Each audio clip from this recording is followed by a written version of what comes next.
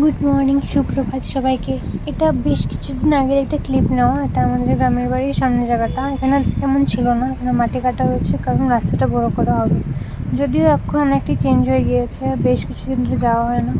যখন যাওয়া হবে তখন নিশ্চয়ই দেখাবো যে এখন রাস্তাটা কেমন হয়েছে। এদিকে যে রুমটা তোমরা দেখতে পাচ্ছ হাফ ওয়ালের গ্রিন কালারের, এই রুমটা অলরেডি ভাঙা হয়ে গিয়েছে আর ভেঙে ওদের রান্না করে সাইডে রুম করা হয়েছে, ওটা তোমাদেরকে দেখাবো।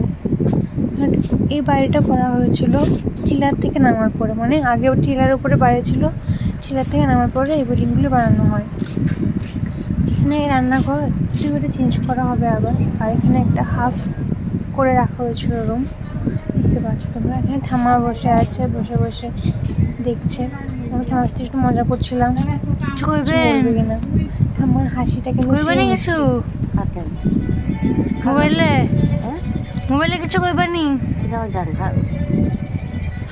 আর এখানে আমার বড় বৌদি রান্না করছে, উনুনে রান্না সেই স্বাদ।